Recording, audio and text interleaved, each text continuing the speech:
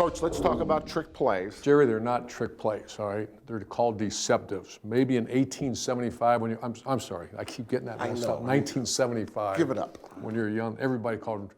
When you stand in front of a team, you can't say trick play. You say, we changed that back in early 2000. They're deceptives. They're actually part of your offense. And when you're putting together your game plan, the world of football is all about matchups. You're facing a team that's better than you on the other sideline. You have to move the ball. So how do you do it? You have to have some kind of deceptives to find ways to get yards. And I know we're going to talk about Rutgers. Rutgers is playing a very talented Ohio State team. Greg Schiano dug deep early in that game and had a big one. Yeah, let's look at the great trick, the great deceptive that Rutgers used against Ohio State yesterday. But let's start by listening to why Greg Schiano did it. You got to be willing to try stuff in a game where you know that they're a good team. Yet we didn't go crazy with all a bunch of stuff because I felt we could do just what we did. So number one reason you run a deceptive is you're outmanned. But if you listen closely to Coach Schiano, in his heart, and I talked to the Ohio State staff, they had a lot of respect. What he's done there, they felt like they could compete against Ohio State running their base stuff. Yeah, that came through in his post-game press conference. Let's take a look at that play he was talking about. All right, Gerry, here we go, man. Look at the situation. It's 4th and 1, okay, 7-0, not a big deal, but they're on the minus 43. You don't get this, the game. That might be game, set, match. Know.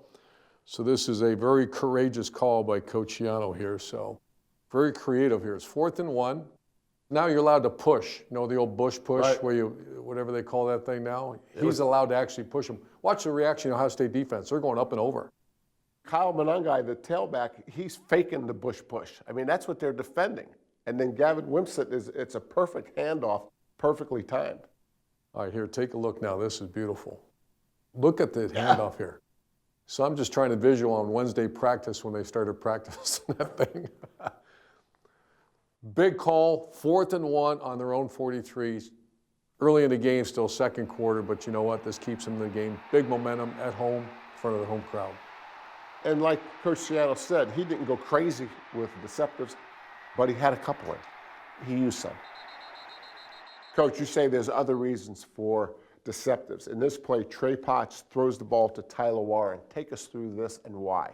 Yeah, the second reason is if you see something real egregious on film. You know, you're getting ready to play a team and they're overfilling here in the red zone with the safeties. And the other reason is if you've got a really good team and you've got stuff coming down the road, you want to put it on videotape so the opponent has to do what? They better work on it. And they better warn their safeties, don't be too aggressive. So I actually don't even consider this a deceptive, Gerry. This is Penn State versus Illinois, and this is a halfback pass. It's not a high risk. You know, while you're on the 10-yard line going in, and also when you teach the tailback, if it's not there, run the ball. Well designed, well executed, and once again, why would you do that? You see something on film, and then you want to force the opponent to work on it. Coach, you say one reason to have a deceptive in is maybe to make future opponents defend it. Yeah, you remember those days. I'd walk down to the defensive side and they're working for 10 minutes on deceptives. And like what, they didn't run that, they ran it 8 weeks ago, but you know how defensive coaches are. If there's a chance, they're going to do it. Right. This is one of my favorites. This is by the Wolverines, very well thought out. I want the viewer to really focus on number 18, Colson, Loveland. Watch what he does here. He's going to block his way out. This is a reverse pass throwback to the quarterback. They're going to pitch it back to the quarterback, but really focus on number 18 here.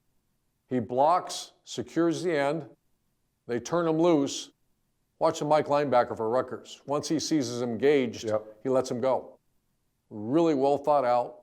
I can promise you, there's a team in Columbus, Ohio, working on this play in a couple weeks. So you think this is a pretty good trick play? I think it's really well thought out. Obviously, you know, executed perfectly, but it's on videotape now. And you just admitted that it was a trick play.